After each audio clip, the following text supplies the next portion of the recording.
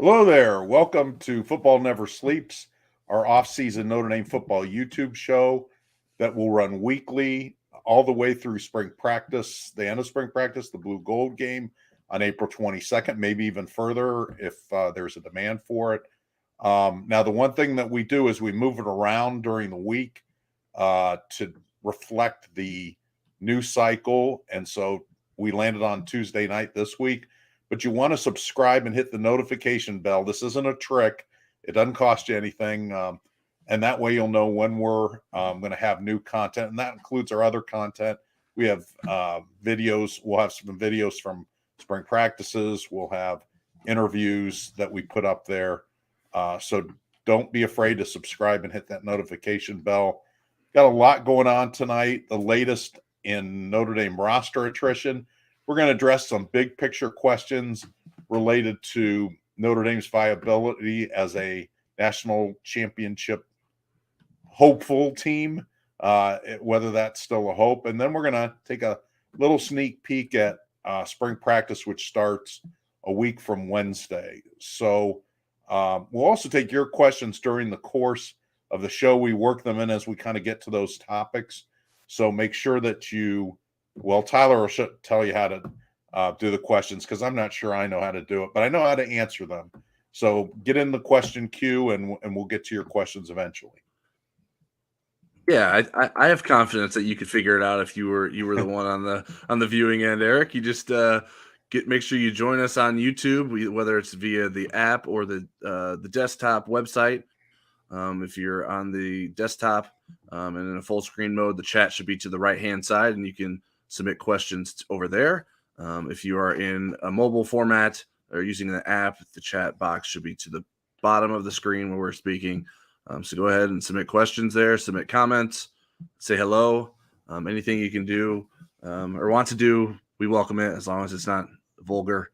But we appreciate your input in terms of helping us sort of create the topics that we want to discuss throughout the show. So what do you want us to start with first, Eric? I think we want to talk about Brandyn Hillman first. Yeah, let's talk about Brandyn Hillman first. This happened yesterday. Notre Dame's December signee, he's 3-star prospect, Brandyn Hillman. He was expected to begin his career as a safety, set to enroll in June. Suddenly he's out. He's been released from his national letter of intent, free to sign with another team.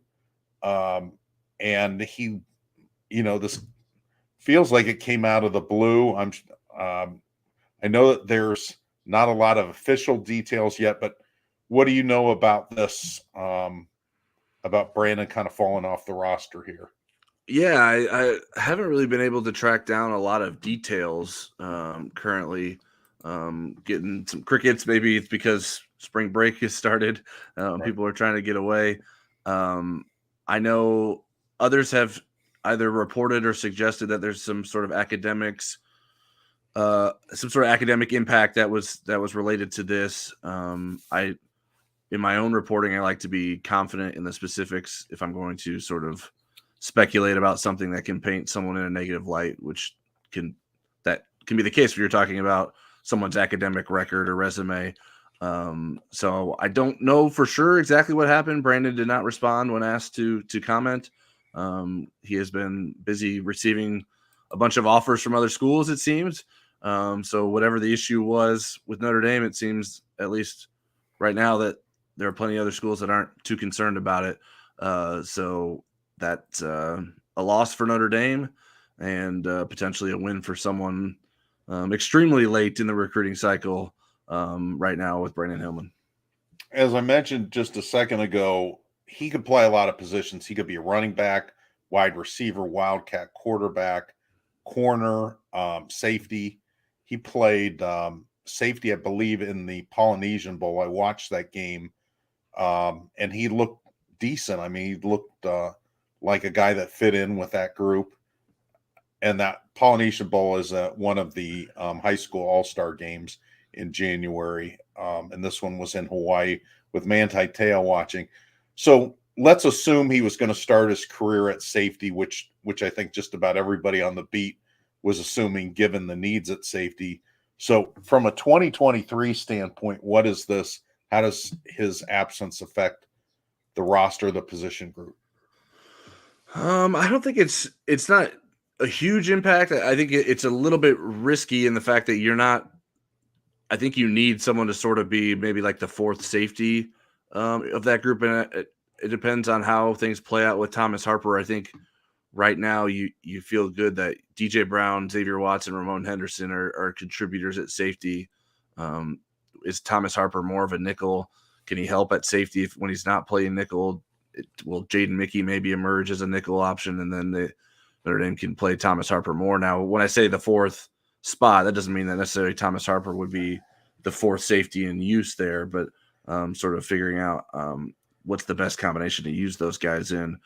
Because without that, then you're looking at there was a chance that maybe Brandyn Hillman could have been that fourth guy, or whether it's going to be Ben Minnick or Adon Schuler, the two other freshmen in Notre Dame's class. So when you're talking about freshmen, I think you'd like to have as many options as possible, because I don't know that you can have a ton of confidence in any one specific guy that's going to be able to rise above. And maybe you'd think, well, they would be stacked against Brandyn Hillman because he wouldn't have arrived till June, but that certainly didn't stop Benjamin Morrison this past year. So that's how I see it playing out. What do you think about how it impacts the 2023 roster, Eric? Yeah, I think it affects them more long-term than it does short-term. I mean, it would have been nice if he was this surprise player. Mm-hmm. And I think that I still think for different reasons, Adon Schuler or Ben Minnick could be that guy. Ben because of his speed, Adon because of his physicality. So that could come from their freshman class. There was just a lot of momentum with Brandyn in terms of, boy, this guy seems really underrated. Now, again, usually people aren't too upset if things don't work out with a 3-star prospect. As you look at the offers he's picking up right now, he doesn't play like a third year or 3-star prospect in the offer world right now. Ohio State, Michigan, some other really good programs offering him. I just think down the road, Notre Dame could be in a little bit of trouble if they don't recruit very well in the 2024 class. And if they don't get I think I would go looking in the portal for,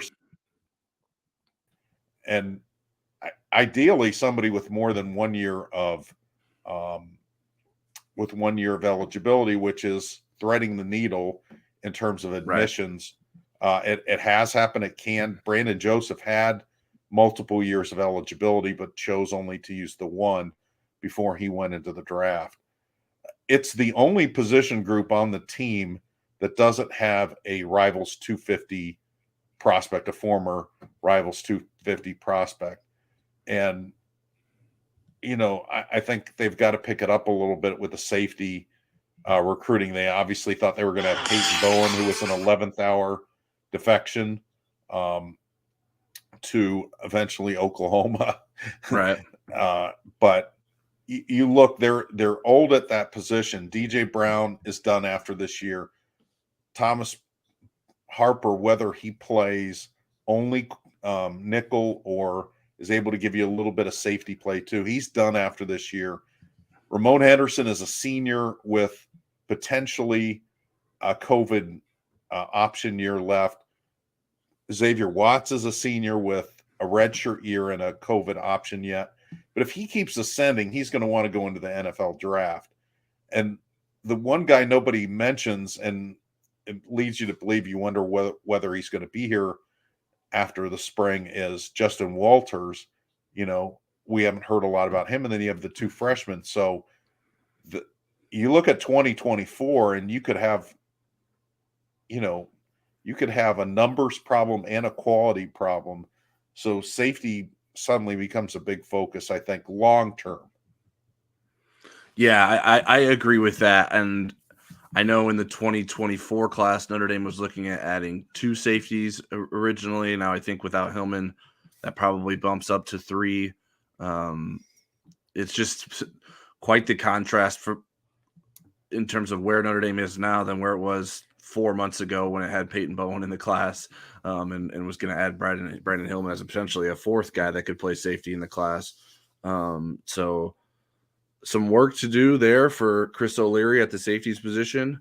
There aren't a lot of big time names that have shown a lot of interest in Notre Dame from the safety spot. Now, maybe Rivals is just underrating some of the guys that Notre Dame likes and has shown mutual interest in Notre Dame. I think the two guys that are towards the top of the list in terms of equal interest in terms of Notre Dame liking them and the recruit liking Notre Dame would be Kennedy Urlacher and Davis Andrews. So we'll see what happens with those guys. Those guys are scheduled to be on campus this spring. And Bronte Johnson out of Fort Wayne is another guy that can play both wide receiver and safety that Notre Dame is definitely familiar with, and he's definitely familiar with Notre Dame, and he continues to be a Rivals 100 prospect. So I had received a little bit of a hesitation when I had asked about him because there was at some point I just assumed that he would be in Notre Dame's class, and I don't know that I'm as confident as I once was in terms of that being the outcome in Tay Johnson's recruitment. So I think the grad transfer concept makes sense, but I think it's sort of that maybe a little bit like what the quarterback situation was last year. It's like, well, you don't want to bring someone in that's going to jump over the guys that you like, but you also need someone that's willing to come in and make an impact. Now, if there's, I think you're probably less worried about that if it's a safety that's a stud and he wants to come to Notre Dame and it works out. I think Notre Dame should entertain that because it needs playmakers at that position. And for as helpful as DJ Brown has been and a consistent leader for that group, he has not been a playmaker for Notre Dame's safety position. And the more you have to count on him to make plays, I think the less confident I would be in that position group. Yeah, there's a couple of other options too. People have speculated about Clarence Lewis moving over to safety, but we don't know whether he would be any good there. Mm-hmm. He's also a senior, so he's not got a lot of time there. It doesn't solve your long-term problem. And then, there's thoughts about Ryan Barnes moving over there. But again, he hasn't been able to really get on the field as a corner.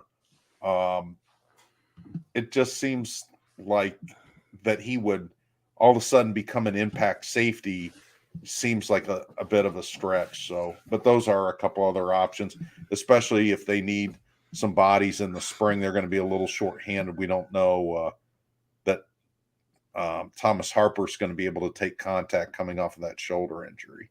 Right. All right. What I know you had some thoughts about how we should talk about maybe some of the big picture concerns that folks seem to be a little bit to repeat the word concerned about during this offseason. It hasn't exactly been the most positive offseason around Notre Dame. And with so much coaching turnover, there hasn't been a huge wave of recruiting additions. And so I think some people are getting antsy about, okay, what's going on at Notre Dame? Should we be as optimistic as we were a year ago? And I think that it's been an interesting offseason so far, to say the least. Right. I wanted to get into that because Brandyn Hillman's the latest story that kind of strikes a nerve with people, whether it should or not. It does. I think every time there's a perceived setback, there's thoughts about whether Notre Dame is still living in a world where it compete for a national championship.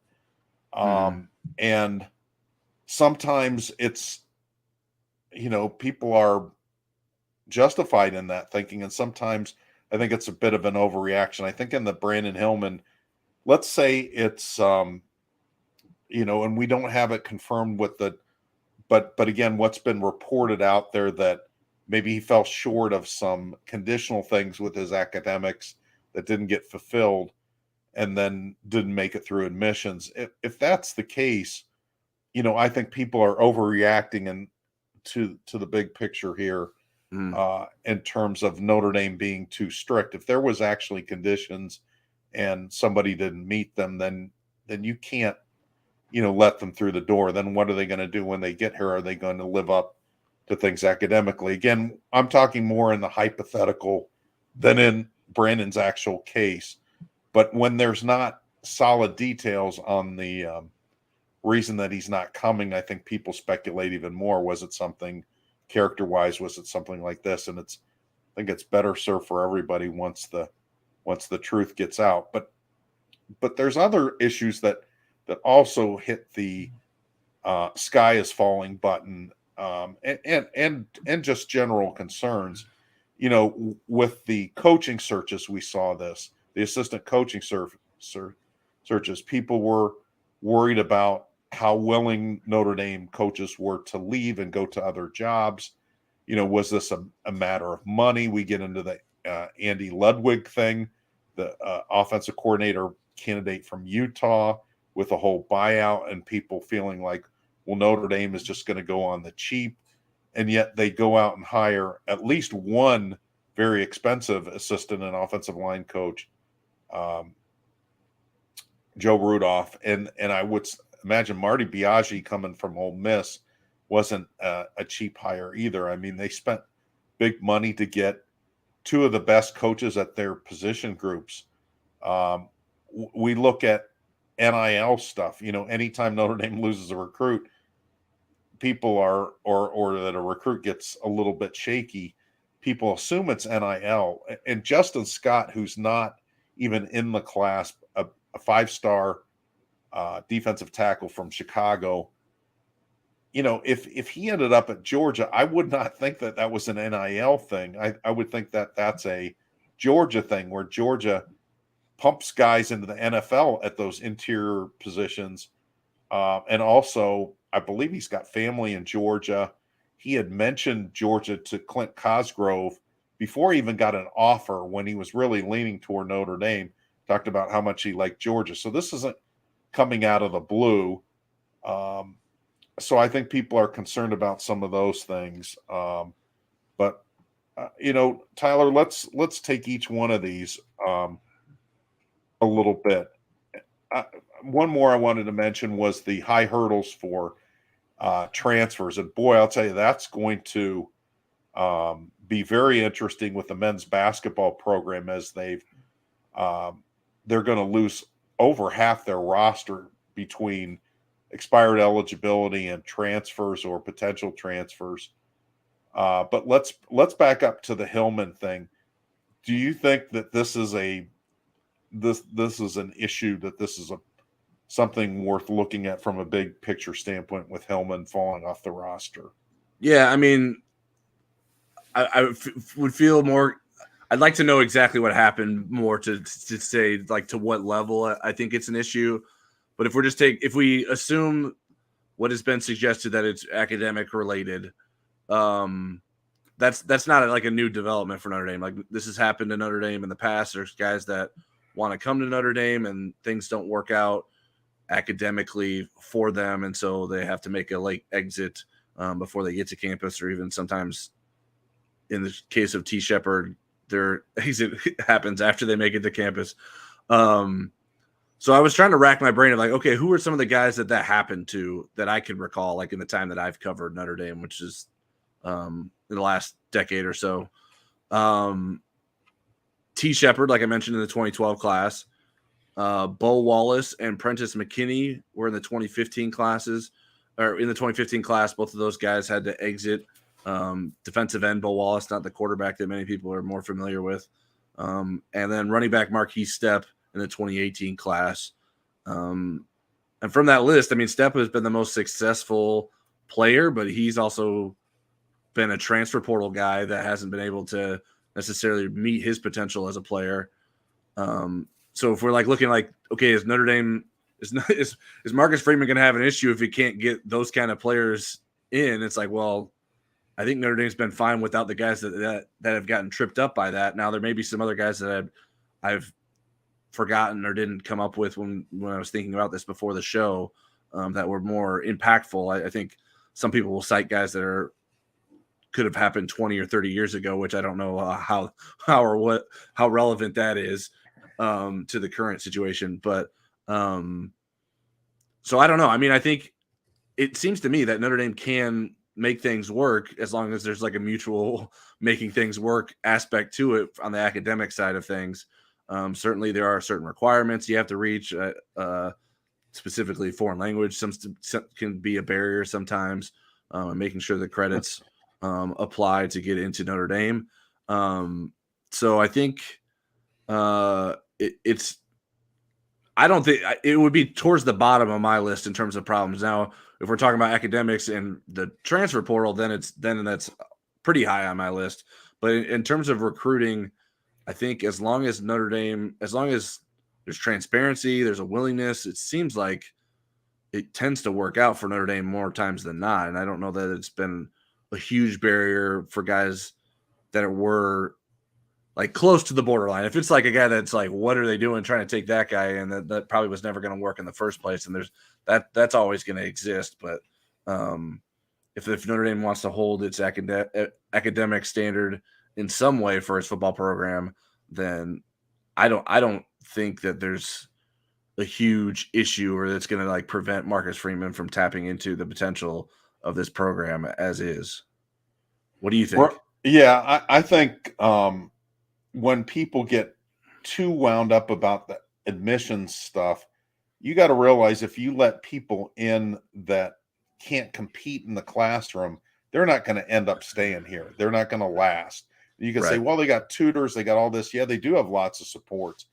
But if somebody was kind of given a condition to get in and they don't meet it, then that's kind of a red flag, I would think, in terms of how well they're going to take advantage of the tutors and so forth. You still have to do the work.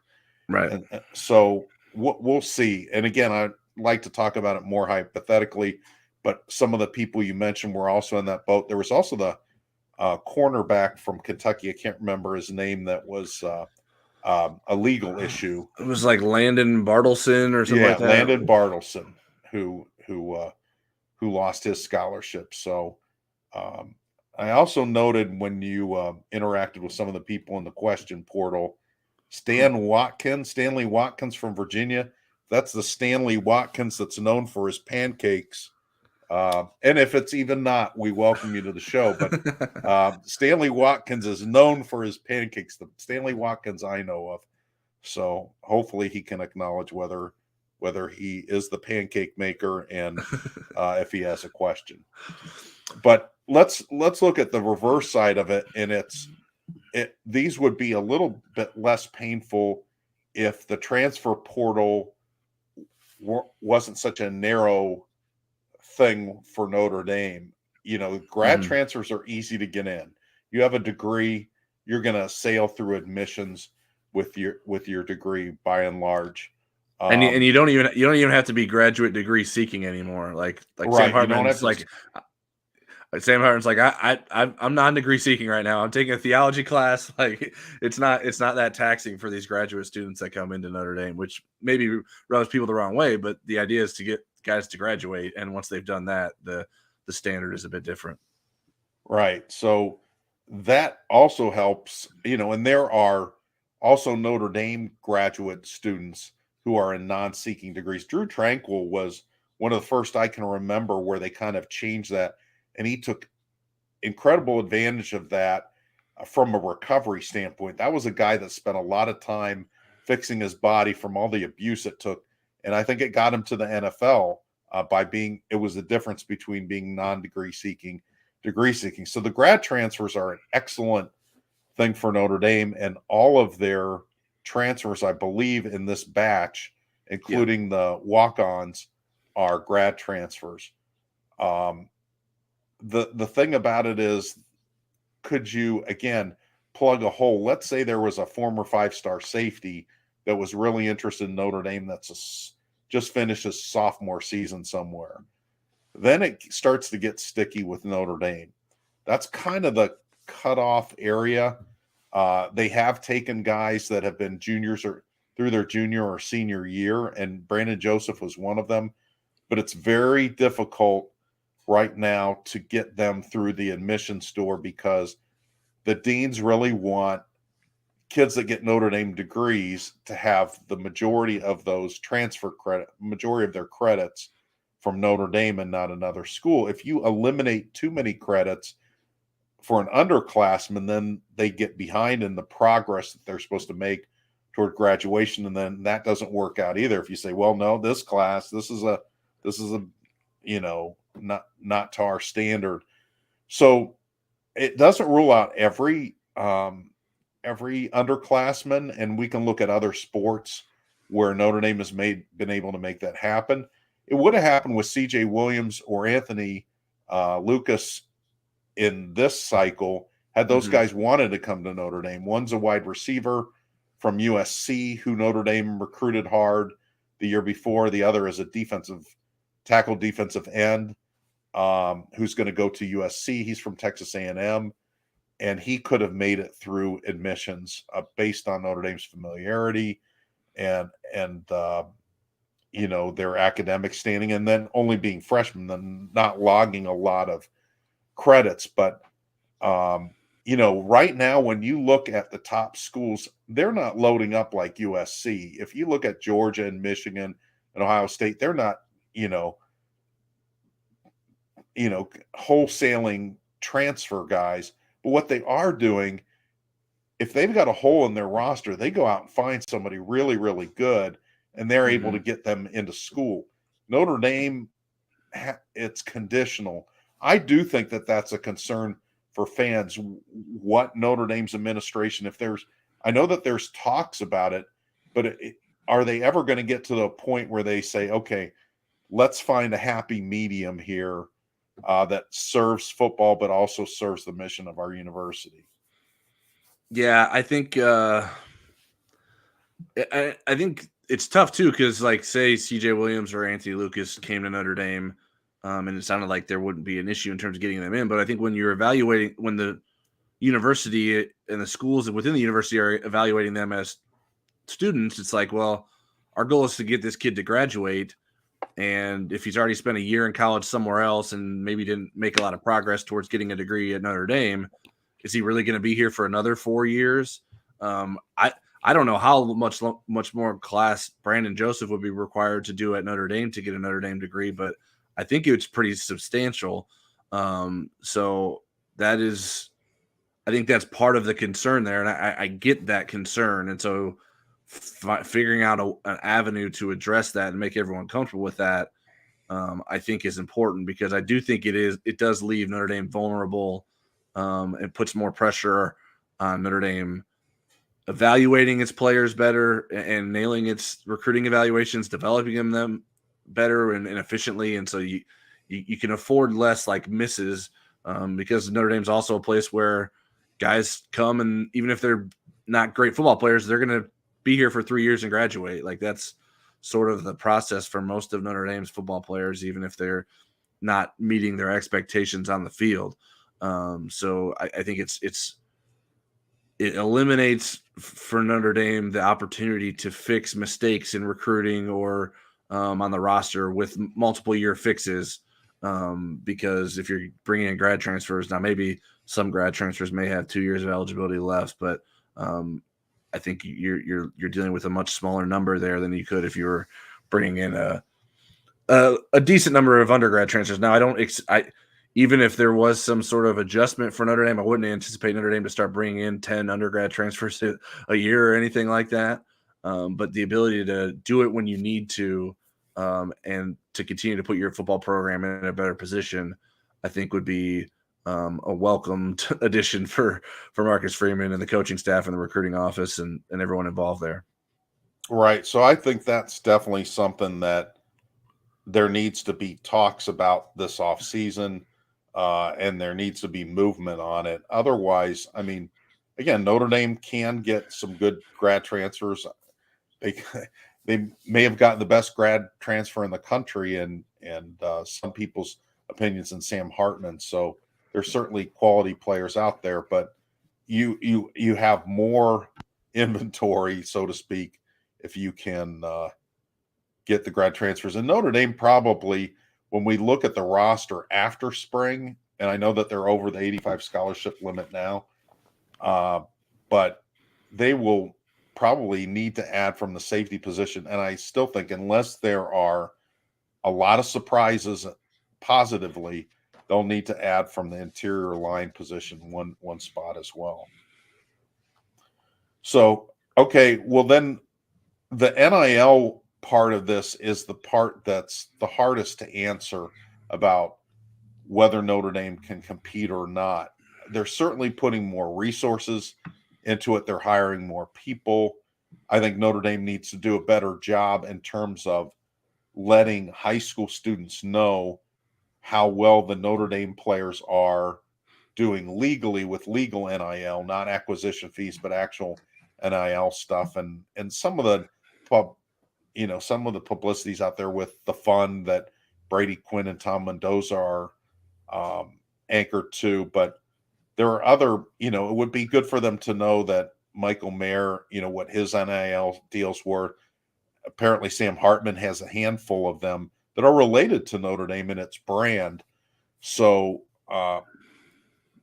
but, so far the teams that you think of that do the acquisition fees haven't benefited from that. Texas A&M was kind of a dumpster fire last year, and a big chunk of those kids that came in that recruiting class that was way up at the top of the recruiting rankings or near the top, they're gone. They're already gone in 1 year. Miami is having issues, and they supposedly are one of the front runners in acquisition fees. Oregon, it's kind of a mixed bag, but you don't think of Oregon getting ready to take the next step toward a national championship quite yet. So there's, for anybody that can definitively say this is what's going to happen with NIL, I do think Notre Dame fans and a lot of college football fans in general will feel a lot better when there's a more even playing field. And Charlie Baker's the new NCAA Grand Poobah. I mean, any one of my 6 grandchildren would have done a better job than Mark Emmert did. But there is enthusiasm about the ideas that Charlie Baker can bring.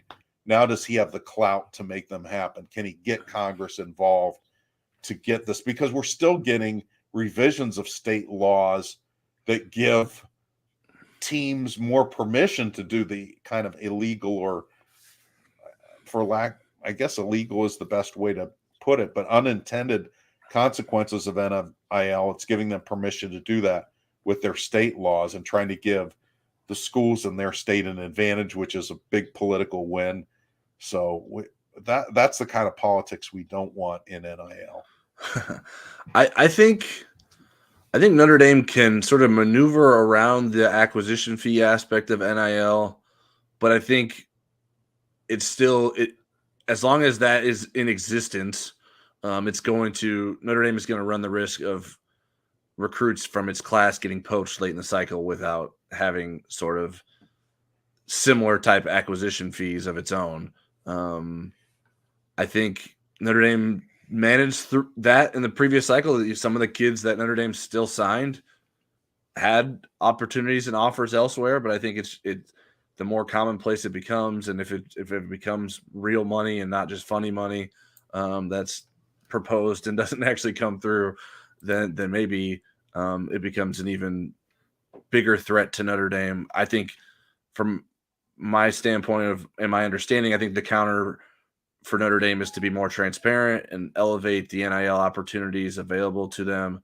I don't think that Notre Dame can rely on simply recruiting guys that don't care about NIL. I know you've talked to some of the current freshmen when they were recruits, and they're like, yeah, it didn't really matter that much to me. But I think that's narrowing your pool too much if you're like trying to find the best of the best that really don't care about NIL, because I think that is going to become an increasingly important factor for kids as they get a better understanding for it and understand the potential they have in terms of being an NIL earner. So Notre Dame needs to make it clear what those guys can do and what they can achieve and what kind of money they can get while at Notre Dame. For instance, there are some guys on Notre Dame's roster that are in Ireland this week during spring break, and it appears to me that it is some sort of NIL. There seems to be some sort of NIL backing behind it, because when they're tweeting about it, they're tagging Aer Lingus and Tourism Ireland, they're basically like advertising for these things for Ireland. And so I don't know what sort of kickbacks these Notre Dame players are getting, or if it's just everything's paid by those entities to allow those guys to go to Ireland and have this experience. But I think making that clear, and maybe they don't have to make that clear to us, but make sure that the recruits understand that, make sure recruits' families understand that, I think is important as Notre Dame moves forward in terms of what it can do. Offer more examples about what Fund is doing and how it has benefited guys. I think there are all kinds of avenues there and examples that Notre Dame can point to. And also, I think being more transparent on how more people can get involved. I think that is just another way to sort of elevate the sort of story and feeling around NIL and Notre Dame. And since we're speaking of Ireland, we have a question here from Matthew Short. Are you guys going to Ireland for the game? Tyler has an NIL deal that'll take him to the game. Tyler will be our representative in Ireland. I'm kidding about the NIL deal. I think he would like one with Guinness, but Tyler is definitely going to, and he was disappointed because he was supposed to go during the pandemic year and had his passport and everything already, and then didn't end up getting to go. He got stuck here with me. Yeah, so I am looking forward to that. I do need to make sure I get all my travel arrangements in order. That's something I keep not taking care of. So that's on near the top of my to-do list, because I want to make sure we have everything settled, and I'm looking forward to what should be a pretty cool trip. I've never been there before, and I think it'll be a cool opportunity. All right, so go ahead. Go ahead. The last thing we wanted to talk about in terms of these hurdles that Notre Dame is facing is the coaching contracts and the coaching turnover. Obviously, we've seen Notre Dame lose a number of coaches this year. I don't know that I would qualify many, if any of them, as they lost them because of money. But I think sort of the Andy Ludwig situation brought things into question of how things were handled. I know, Eric, you talked earlier about how Notre Dame has since gone out and hired guys that probably commanded pretty good salaries in Marty Biaggi and Joe Rudolph. I think it's important to mention that Jack Swarbrick, in his email that he sent to folks that were upset about the Andy Ludwig situation, said that this is a direct quote, "For the past decade, our investment in the coach educators who compromise our assistant coaching staff in football has always placed us among the top 10 nationally." So I would need their contracts to be able to prove that, and they don't provide that information to us. So if we're taking him at his word, that seems pretty respectable. I know when Tommy Rees left, you reported that Notre Dame was willing to, or before he left, you reported that Notre Dame was willing to match what Alabama offered him. And just this week, it was approved by the Alabama Board of Regents. I believe that is the title of their folks that approved it down in Alabama, that his salary will be $1.9 million this year, $2 million next year, and $2.1 million the year after that. So it was a 3-year deal, worth $6 million in total.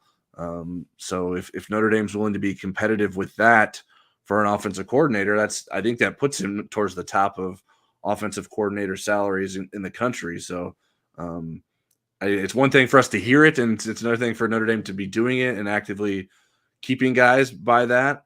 But I don't know that we have any indication that Tommy Rees left because of money. It's because of the opportunity that Alabama presented to him.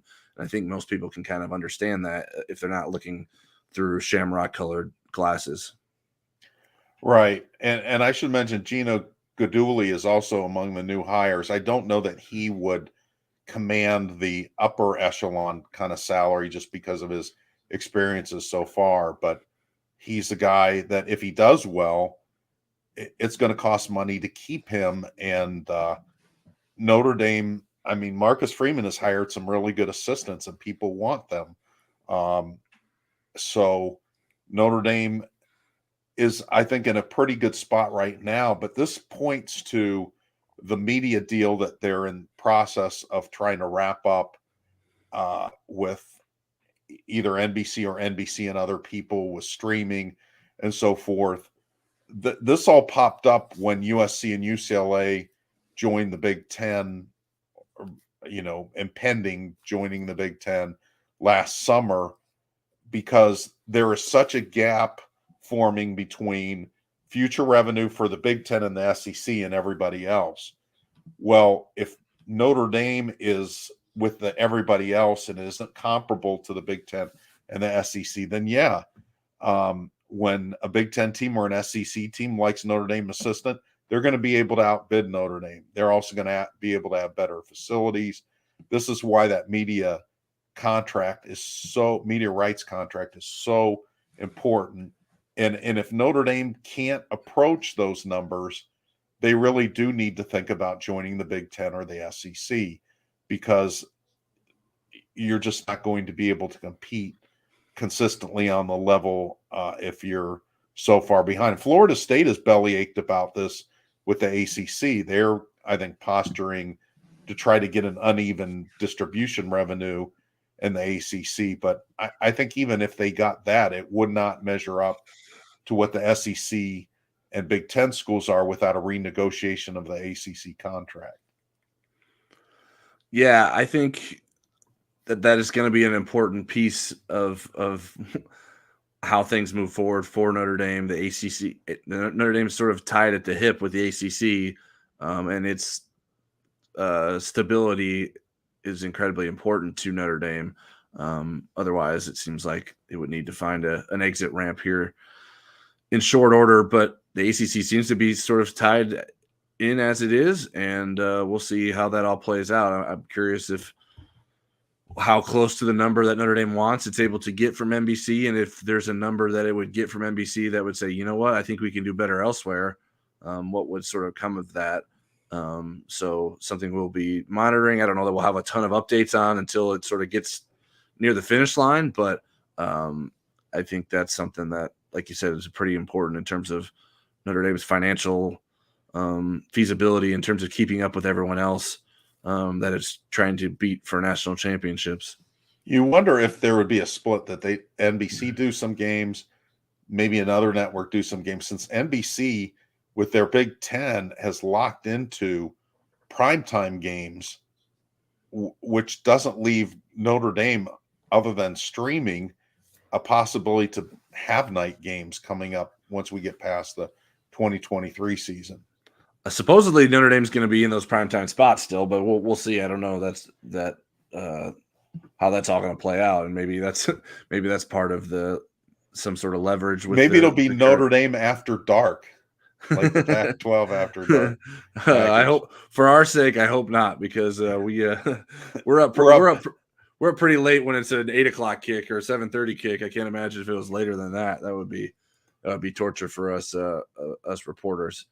A question here from Jay Didow: did Tommy Rees's dad also go to Alabama? He did. He's gone from Notre Dame staff, and he's going to have some kind of role at Alabama. I'm not sure if it's going to be the exact same thing that he was doing at Notre Dame, but he was able to get his father on the payroll at Alabama. Yeah, I just looked on their staff directory to see if he had been approved or listed there, and I don't see him yet. Whereas other guys that sort of followed Tommy Rees, like John McNulty and John Alward. Now McNulty wasn't at Notre Dame last year, but was at Boston College, and John Alward, I can't say his last name, was an analyst at Notre Dame and is now an analyst at Alabama. But I don't see Bill Rees listed yet, so I can't tell you what his title will be because it's not right. He listed. Won't be an analyst. He'll be some kind of inside evaluator or something to that extent. Right. Yeah. Or maybe he'll just make Tommy's lunch every day. The director I looked is the entire athletic department, so if it would be included on that staff directory if it was there. So All right. Any other? How does Notre Dame? Or I guess before we move on, if anyone else has more questions, please submit them. We'd love to get to them in the last 15 minutes of our show here. We appreciate those, like Jay Didow and Matthew Short, for sending in their questions. And Stanley Watkins says, and yes, the by now world famous Stan Cakes is my specialty. That and killer jambalaya. So you seem to have a connection with our Stanley Watkins in the chat, Eric. Well, hopefully a strong enough connection we can get him to come to South Bend and cook for us. All right, I'm up for some Stan Cakes. Okay, well, the next thing that we wanted to get into was just kind of taking a peek at spring practice, and we don't want to do it all today. We're going to break up. We'll do a more of a spring practice preview next week. For those not on top of it, Notre Dame will start their first of 15 spring practices is a week from Wednesday, and then it'll go all the way to April 22nd Blue Gold game. It's a pretty condensed window this year. Sometimes they'll go on spring break, then restart. They didn't do that. They didn't start until afterwards. So, but the one thing that we wanted to take a look at was 5 intriguing figures going into the spring practice. And I think that will affect the bottom line. So I guess we can start with, and you can agree or disagree with these. This was my list, but I thought these would be interesting people to look at. And I started with Marcus Freeman because his role is evolving. And I think had there been fewer or no coaching changes, we would have maybe seen a little bit different role. But with all the hires and the hockey games, did it change where he spends his time in spring practice? So let's start there. Do we feel like Marcus is going to be in different places during spring practices than he otherwise would have been had Tommy Rees, Harry Hiestand, and all those guys had stayed? I would think so. I would think he'd be fairly involved in terms of his oversight with the offense and how things will be playing out and making sure everyone's on the same page there. I think he has a lot of confidence that he's put together guys that will work well together, and some of them that have familiarity with each other in one way or another. But yeah, I mean, there's a lot of new pieces there on that offensive staff. And I think rather than like leave Jared Parker in charge of not only the offense, but also making sure everyone's on the same page, I think assisting him there would be a good use of Marcus Freeman's time in the spring, and probably focusing more of his energy on offense than defense. Do you agree with that? I do. And I also think special teams, with Marty Biaggi coming in, there's some things that Marty's really good at. There were some things that Brian Mason wanted to get better at, but I think Marcus worked really closely with Brian Mason in terms of the personnel that they were going to use on special teams. Brian really had the run of the whole roster, but I think that seems like kind of a natural evolution.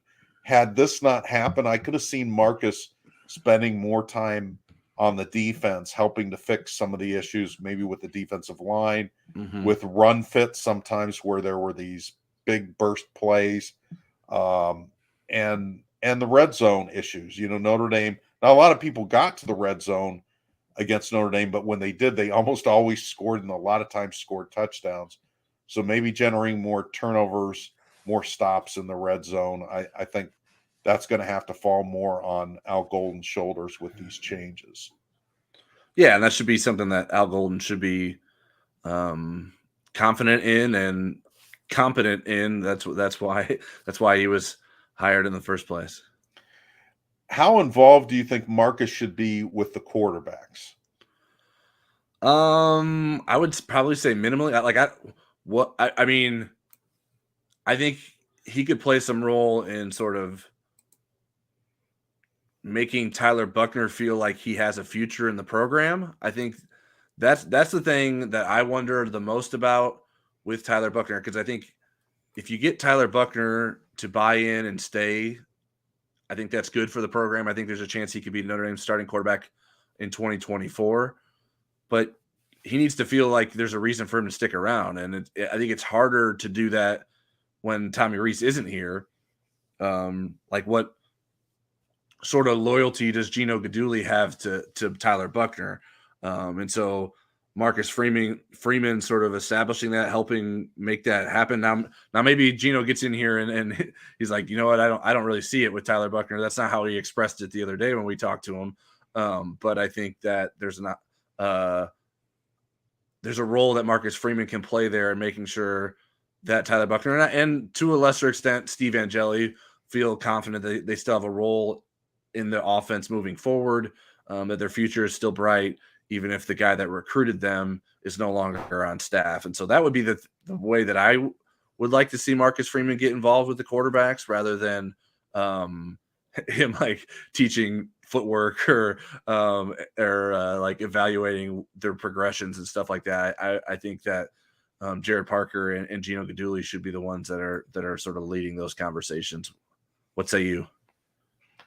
Yeah, I agree. I think when I talked to Drew Pine and Tyler Buchner last year, there was some value with Marcus checking in with them on a daily basis, but it was more kind of mental preparation. It was more, how are you doing? How are you handling things? Than it was, well, really you need to drop your arm slot on 3rd and 10 on this particular play. So there wasn't a lot of X's and O's stuff. And I think Marcus can be pretty valuable that way. But you mentioned making Tyler Buchner feel like he's a part of the team, feeling he's part of the future and feeling comfortable. And that's why number 2 on my list is a non-coach, and it's Sam Hartman. I think that just from what I heard from his interview, from your story and so forth, that he's embraced that part of this, that this isn't just about Sam Hartman getting to the NFL. He has really invested in Tyler Buchner and bringing him along for the ride. The two of them are going to are spending spring break together, allegedly, and working out together. I know that Sam really respects Tyler's knowledge of the game and so forth. And so I think he's handling it really well. And it could have been handled very poorly. He could have just come in and said, hey, look, this is my team. Get out of my way. Mm-hmm. You can, I'm trying to prepare for the NFL, and then you can figure it out after I leave. And I think he's really bought into helping Tyler. I think some of the other things that I've observed that I like about him, and I'll get your feelings as you talk to him directly. While I was talking to Caleb Smith, the elder, is that he handled his frustration pretty well in terms of this coaching carousel stuff, Right. where he could have been really frustrated and kind of let it spill out on the team. And instead he was kind of a cohesive force instead of a divisive force with a turnover. Yeah, the only thing that we heard along those lines was just I think it was Gino Guidugli who sort of expressed that Sam felt like he should be further along in knowing what the offense was and being able to be prepared for spring practice, just because of the delays that happened with Tommy Rees's departure. But that's a good kind of frustrated. I think that's what you want from a guy that's like, hey, give me stuff to learn. I want to keep progressing and get us in the best position we can. And I think the fact that all this turnover is happening, I think elevates the importance of Tyler Buchner, and because he can help Sam Hartman, he can help Gino Guidugli, and both of those expressed that like, hey, he knows what they've been doing, and it seems like there isn't going to be some sort of massive change, and there will be a lot of carryover between the offense that Tommy Rees was running and the offense that Jared Parker wants to run, at least immediately this season. So as they get forward and installing offenses and reviewing things that they did last year, Tyler Buchner is sort of that and Steve Angeli to an extent. Gino made sure to mention him as well, that those guys can really turn to them as sort of, okay, let's get a better understanding of what you guys were doing last year and how that applies to what we're doing this year. And even to some extent that Gino Guidugli said he had reached out to Tommy Rees a couple times and asked him some questions about things, and Tommy Reese was happy to help with that. So I like the idea of Sam Hartman being not just what he can be for Notre Dame as a player, but what he can be in terms of keeping things together for Notre Dame's offense and helping them through what was a bit of a strange offseason for everyone, but especially for him. He came to a place expecting one thing, and it changed pretty quickly. Right. So speaking of Jared Parker, he's number 3 on the list now. He's got to get his playbook together. I don't think it's going to look drastically different than Tommy Reese's. It seems like they want to keep a lot of the same concepts, and he'll have some things that he wants to do himself. Getting the install going during spring practice. He's trying to get everybody caught up, get Joe Rudolph caught up, Gino Guidugli and Sam Hartman, everybody on the offense. But again, you wonder how much time does he spend with the quarterbacks? I remember Brady Quinn telling me once that the most important coaching connection on the team is the offensive play caller and the quarterback, not necessarily the quarterback's coach and the quarterback if they're not the same person. And so I wonder how involved Jared Parker should or will be. What do you think, Tyler? Yeah, I mean, I think he needs to be involved with that, and I think like him and Gino have to have extremely great communication, and they have to be in agreement with everything and on the same page with everything, and that it's definitely a workable situation, but in the condensed time frame in terms of getting ready for spring might be a little bit stressful, and I don't know like how much those guys specifically are enjoying spring break this week. I don't know what their schedule looks like, but I imagine they're keeping busy even if they are spending some time with family. But I think there's just a lot of things that those guys need to do to get ready for this and to make sure that the messaging to the quarterbacks from each of them is aligned, and the feedback they're getting is coming from the same place and with the same reasoning behind it.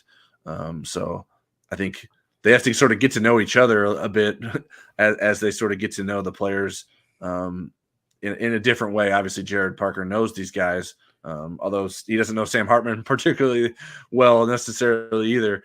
But they have to sort of all be working together and making that a part of what they do. So I think it's tough because the tight ends need attention too. Like they got guys that need to step up this year. So how does Jared Parker manage all of that? I mean, it's certainly he's in a position that he wants to be in and being an offensive coordinator. But he's got a lot to sort of juggle to figure out, at least right here from the start with spring practice coming up. So number 4 on the list also plays into that offensive mix, and it's Joe Rudolph. Now, Joe seems a lot more comfortable with the media than Harry, although I enjoyed my dealings with Harry, but I think Harry would have just as soon not done a whole lot of media if he could help it. But in a lot of other ways, Joe is on the same page with Harry, and he's trying to learn everything Notre Dame was doing so that he's not changing a lot. And Sam Pendleton really spoke to this. Sam is the only one of the 5 freshman offensive linemen who enrolled early, and so he's been very happy that there haven't been a lot of changes, even to the point that Joe will use some of the same vocabulary and the same intensity in practice that Harry did. I mean, off the field, Caleb Smith has it nailed. Joe Rudolph seems like a guy, that you'd let babysit your kids and he would bounce them around and, be pretty happy with his language, but he's a different animal on the field, very intense. And so I think these guys are really looking forward to that. But again, he's got 2 really important job openings, the 2 offensive guard positions that he's got to preside over. And he's also got to collaborate well with Jared Parker, who's inviting it. But, anytime you have a guy that's been a coordinator before and been a coordinator for a lot of years, there's always that risk of how much do I put my 2 cents worth in and when do I need to kind of keep my mouth shut. I know there were times with Jeff Quinn and Chip Long that didn't play well. Yeah, I think Joe Rudolph was interesting. Like he doesn't present, at least in the press conference setting, as like football guy. Like he was just like a gentle, interesting, thoughtful person. And so that was and especially knowing what we had heard about him, that he is a blue collar, hard nosed coach that likes to get after guys a bit. So it's a sort of an interesting contrast between those two things, but it seems to have worked for him in the past. And obviously the hope at Notre Dame is that he continue to build upon that success that he's had and that Harry Hiestand had as well. So I think that finding a way to sort of bridge that gap between those guys and make sure that the guys that were Harry Hiestand disciples that have remained so connected to the program still feel like they can be connected to the program is an important role for Joe Rudolph. I think he can probably find time to do that. I think even though Hunter Bivens isn't working directly with the program in the same way that he was, I think Hunter Bivens certainly has a lot of relationships with those guys and offensive linemen. So that would be someone that if Joe Rudolph hasn't already, I would be getting in touch with if I were Joe Rudolph to connect me with some of those offensive linemen. And he should have reached out to Mike McGlinchey and congratulated him on his new contract, which for a moment there I was excited because it looked like he might be heading to play for the Chicago Bears, but ended up in Denver instead. So best of luck to Mike McGlinchey, a frequent podcast guest of ours and sort of all-time good media guy for reporters on the Notre Dame beat. And very good at his food recommendations in Philly. Absolutely. So the last guy on the list we've talked about a lot, and that's Al Washington, the defensive line coach. And lost a lot. You lost Isaiah Foskey, who's going to probably be a second-round draft choice, maybe sneak in the back end of the first round. The Adamalola twins.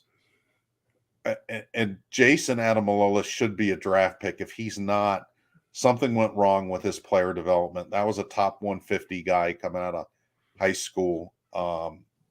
So either on him or on the coaching staff, that's a guy that should have been drafted. Justin Adamalola certainly came on and became a really productive player at the end. There wasn't much difference between the two. When they walked in the door, Jason was the much more celebrated of the twins. Mm-hmm. But you look at the roster, and there's 7 former Rivals 250 players that are in the defensive line group. A lot of them are younger, but it's going to be interesting to see what he can do with those players if they're going to be able to make progress. And Mike Elston was always good about getting the diamonds in the rough as somebody from that group going. Not always. I mean, some of those guys turn into transfers. Some of them never played. But, you know, you had a guy like Ade Ogundeji that was very much a 3-star guy with really a diamond in the rough that ended up being an NFL caliber player. So, yeah, when they talked about him, they talk about the size of his hands and his feet, and I was like, okay, that's the best attribute of this guy that you gave a scholarship to. But he proved. I know I was a doubter. He proved me wrong and had a pretty good career, and then got himself in the NFL. Right. Notre Dame needs both of those kind of stories this spring. They need Jordan Botelho to be as good as I think he is, and Isaiah Foskey spoke very highly of him at the NFL Combine. So, but they need some of these really great athletes like Tyson Ford, Josh Burnham, Junior Tuihalamaka, Aiden Gilbira. Those guys, I don't want to say have to star, but we need to see them push up the depth chart and challenge guys towards the top of the depth chart. Obviously, you got proven commodities in Howard Cross, and Gabe Rubio was coming on at the end of the year. Right. You need all these guys to take a step forward. And so it's going to be really interesting because Notre Dame was kind of on that track for a while that you would look at their team, and every year, if defensive line wasn't the best position group on the field, it was very close to being. And Notre Dame needs to get back. That's part of Marcus's vision. He wants an offensive, defensive line-driven team. And right now, the defensive line doesn't look like they're capable of driving. So it's a big spring for Al Washington and the defensive line to me. Yeah, definitely. I think that's before all the coaching turnover happened on the offensive side of the ball. Al Washington's status in the program was something that was very much discussed, and it was one of the topics of the early part of the offseason, and we'll get a chance to see where he's at in terms of developing these defensive linemen this spring. Tyson Ford's a guy I've been very excited to see where he's at. Joshua Burnham, Aiden Gobira, where are those guys that were highly recruited guys that Notre Dame was very excited to get? All right, can they be contributors? If we're looking for like a sleeper, what can Jason Anye give you? He stood out a little bit in one of the springs that I anticipated once they started to move him inside. Is he getting to a point where he could contribute there? Because I think the interior is probably the position, the spots that we're the most concerned about, and the least certain about what the answers are at those two spots beyond likely Howard Cross and Riley Mills. So I think that there's plenty of opportunity there for guys, and we'll see who can sort of rise to the top. And if the guys that rise to the top are rising to the top by default, or if they're actually championship level players that can really help Notre Dame get to where it wants to be at the end of the 2023 season. Any little recruiting tidbits? I know Rivals top 250 came out today of the 2025 class. Anything really quickly notable about that group? Yeah, I did some like notes Notre Dame centric to that. Notre Dame hasn't offered a ton of those Rivals 250 guys yet. Off the top of my head, I think it's like 23 of them they've offered so far. And Notre Dame's only offered 27 in total. But here comes the but. But the but is that Friday is St. Patrick's Day, and that is Notre Dame's pot of gold day in recruiting, and they will be offering all kinds of 2025 recruits on Friday. So be on the lookout for all that coverage that we'll have coming your way. Some other things like I think they had hosted 12 of those guys previously for visits that are in the Rivals 250. And then I think at least 11 more are scheduled to be on campus within the next month or two. So that's Notre Dame doesn't have any commitments in the 2025 class, but it seems to be putting itself in a position to start getting the ball rolling there, and obviously has plenty of work to do in the 2024 class as well. Right. The one thing about those 2025 guys and really where recruiting is now, I mean, Notre Dame has to really work hard to get those guys on campus. I went through and did the census, and both the top 100 and the top 250, half of the kids come from 4 states: Texas, California, Georgia, and Florida.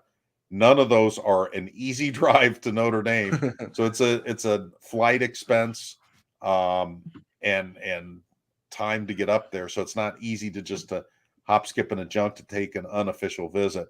So it's Notre Dame has to work really hard to get that caliber of a kid onto campus on his own dime. I will squeeze in two comments here before we get going. Stanley Watkins in regards to our invitation to come cook us pancakes says, just say the word. I have friends there. And then Beef Eater ND08, aka Toe Jam 1992, quite the nicknames we got there. ND baseball looked good today in North Carolina. It was cold for North Carolina, around 50 degrees, but it was a beautiful day. Thinking about pulling my son out of school tomorrow for the 1 p.m. game. Go Irish. I am in favor of pulling your son out of school and take advantage. Even if 50 is cold, that's much better than what we have here in South Bend right now.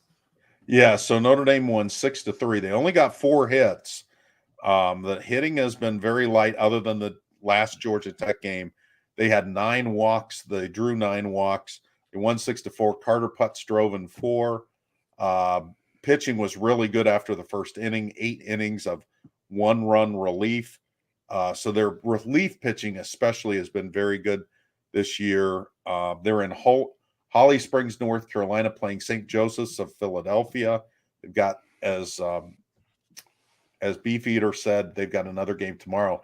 Then they go to Wake Forest, who's 4th in the country, for an ACC 3-game series this weekend. All right. Well, that's all we have for you guys tonight. So baseball never sleeps either. Baseball never sleeps. they needed to make sure it's not baseball never hits, because those bats have been struggling a bit, like you mentioned. We'll be back next week with Football Never Sleeps on a night to be determined. So make sure you are subscribed and are signed up for notifications so you are alerted of when we will be live. Spring practice starts Wednesday, as we mentioned, so we'll have plenty to discuss next week and in the coming weeks. And certainly, as a result, we'll also have plenty of coverage. We'll have some YouTube videos beyond just our live shows. We'll have some interviews and hopefully some highlights from practice. But until then, until we get spring practice rolling, or until you see us here back on YouTube, you can always find us on the Insider Lounge message board and producing content for InsideNDSports.com. Have a good night.